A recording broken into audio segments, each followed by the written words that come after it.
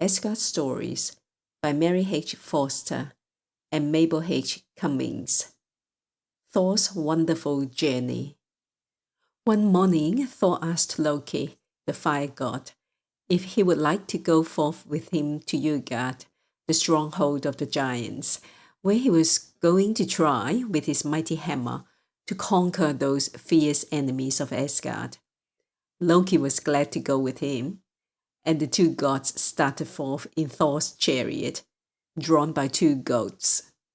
Thor often went on a journey, so the dwellers in Asgard did not wonder to see him getting ready for a long drive. As Thor and Loki drove along, the heavy chariot rattled and made the thunder echo among the hills. People in our world, down below in Midgard, heard the rumbling and said, "What a heavy thunderstorm! How the thunder crashes and rumbles!" Toward evening, the travellers stopped at a peasant's hut, and Thor, alighting from his chariot, went to the door of the house to ask shelter for the night. "I will gladly give you a room, but I have no food in the house," said the man who opened the door. "Oh, never mind that," said Thor. "I will provide the food." So Thor and Loki stopped for the night at the peasant's hut. They found the family within, the man, his wife, and two children, a boy and a girl.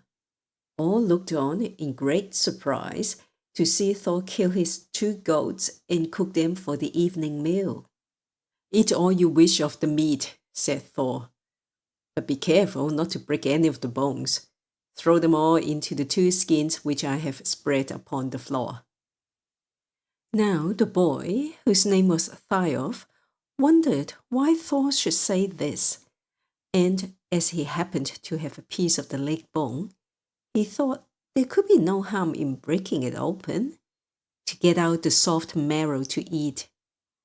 Thor was just then talking to Loki, and did not notice what had been done.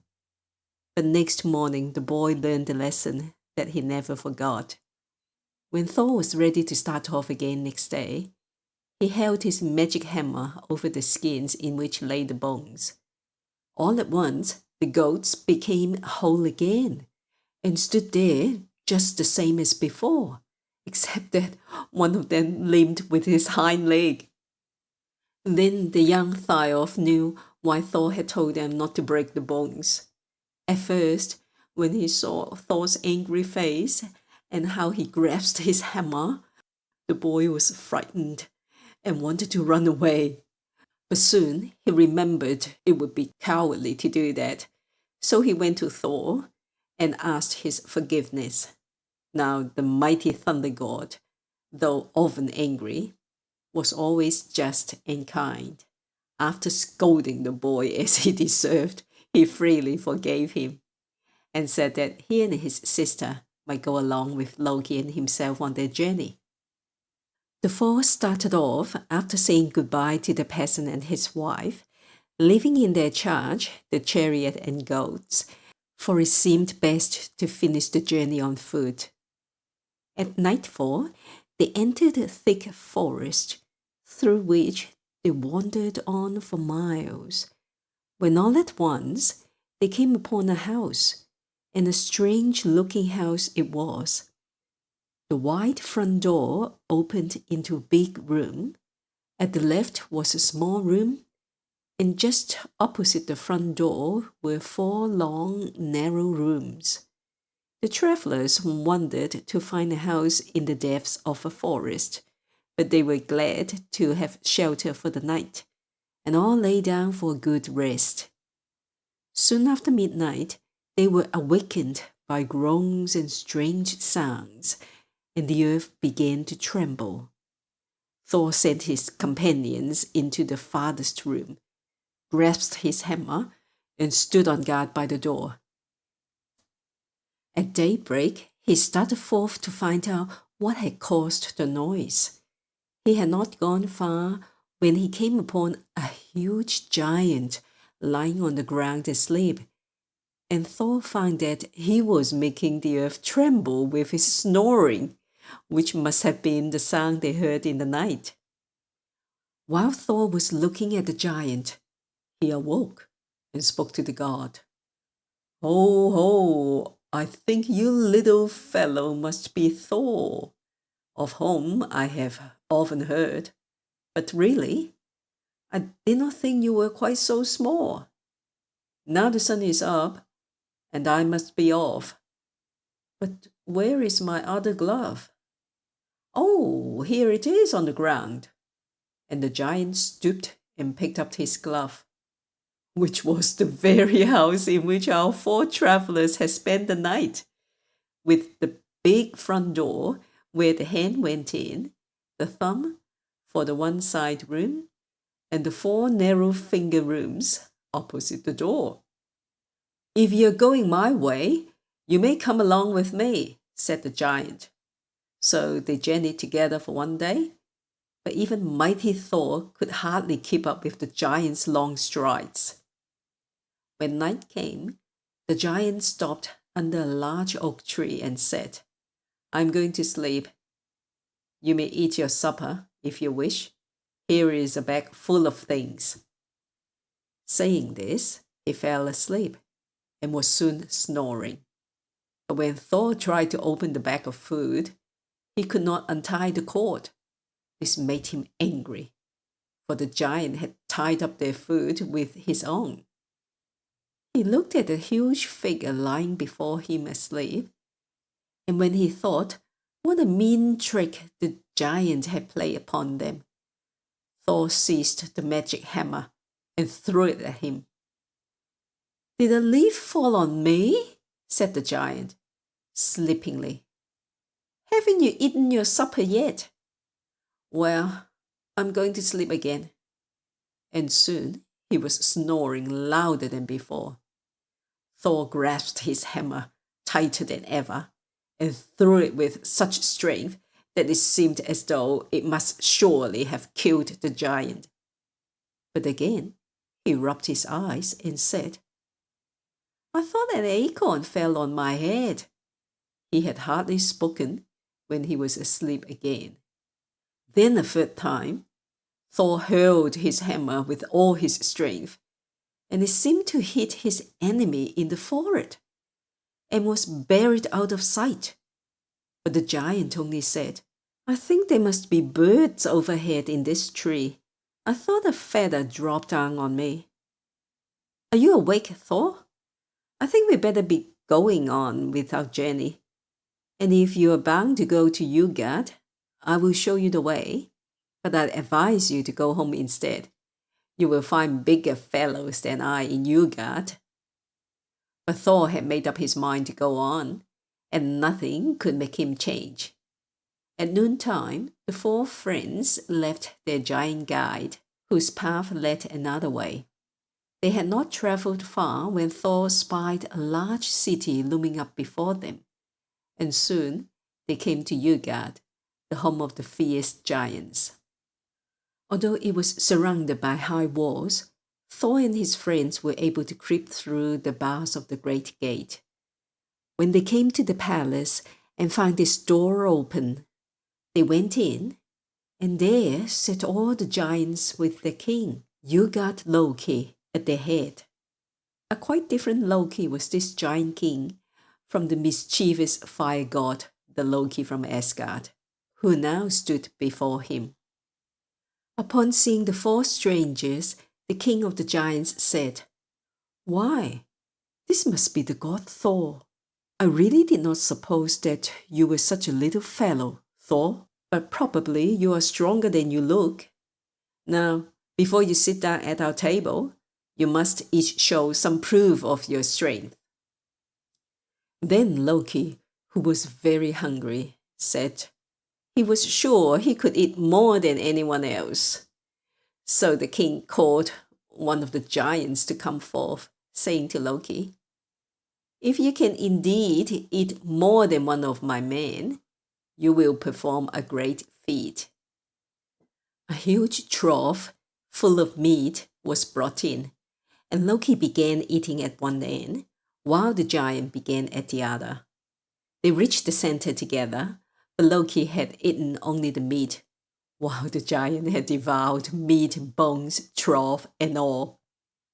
Thialf, the peasant boy, took his turn next and boasted that he was the fastest runner of them all. "Oh," said the king, "it will be a most wonderful feat if you can win a race against one of my men." The first time Thialf ran the course, he kept ahead until near the end and was beaten by only a few yards. The second time he came off worse, and the third time he was only halfway around when the giant had reached the goal. Thor, however, was not at all cast down by the failure of the others, and he proposed to try a drinking match. So the king brought forth a long drinking horn, saying, "My men usually empty this in one draught if they were very thirsty, though sometimes they have to take it in 2 swallows, or even 3. Then Thor put his lips to the drinking horn and took one long, deep pull, thinking he had surely emptied it. But to his surprise, the water had lowered only a few inches. Again, he lifted the horn, feeling sure he should empty it this time. Yet he did no better than before. The king said, "You have left a great deal for your last drink." This made Thor try his very best, but it was of no use. He could not empty the horn. "So you are not as strong as you seemed after all. Do you care to try anything else?" said the king of the giants in a mocking tone. "Oh, certainly, anything you like," replied Thor. "Well," said the king, "I will give you something easy this time, since I see you are not as strong as I expected. You may try to lift this cat from the floor. It should be mere child's play for one of my men." Thor put out his hand to lift the cat, but he could raise only one paw, though he used all his strength. "Well, it is no more than I expected," said the king. "You boast of your strength, but you do not show it to us." By this time, Thor was getting very angry, and he spoke fiercely. "I will challenge any one of you to fight with me." The king looked about the hall to find someone small enough to wrestle with Thor. Then he said, "All my men are too large. I shall have to send for one of the women." Soon a bent old woman came hobbling in, and Thor thought it would be nothing to overcome her. But the longer they wrestled, the stronger the old woman became, and at last, when it was plain that she was going to win, and Thor had been thrown down upon the floor, the king called to them to stop. Thor and his friends were then invited to sit down at the feast, and the next morning, after a good breakfast, they started on their journey homeward. Utgard Loki, the giant king, went with them to the city gate, and when he was about to leave them, said, "Do you find it as easy as you expected to overthrow the giants?" "No," said Thor, who was too honest to hide his shame. "I am vexed that I have done so little, and I know that after this failure, you will all laugh at my weakness." "No, indeed," replied the king. "Since you are now well outside our stronghold, I will tell you the truth about what you saw there. And I will take good care not to let you get in again. You have greatly surprised us all, for we did not dream that you were so strong, and I have had to use magic to hold out against you. When you met the first giant in the forest, you would have killed him with your hammer, if he had not put a mountain between himself and you. Loki was a wonderful eater, but we matched him against fire, and who can devour more than fire? The boy was a swift runner, and I had to make him race against Thor in order to beat him. What can be swifter than Thor? The horn, from which you drank, was the ocean. And you took such a mighty draught that the people in Midgard saw the tide ebb. It was really not a cat you tried to lift, but the Midgard serpent. And you put him so far that we feared he would let go his hold. Then you wrestled with old age. And who is there that can overcome old age? With these words, the giant king vanished, and Thor, upon looking around, saw the city of Utgard was also gone. Then silently, but with many thoughts of these strange things, Thor and Loki, with the boy and the girl, made their way back to Asgard. End of chapter 6.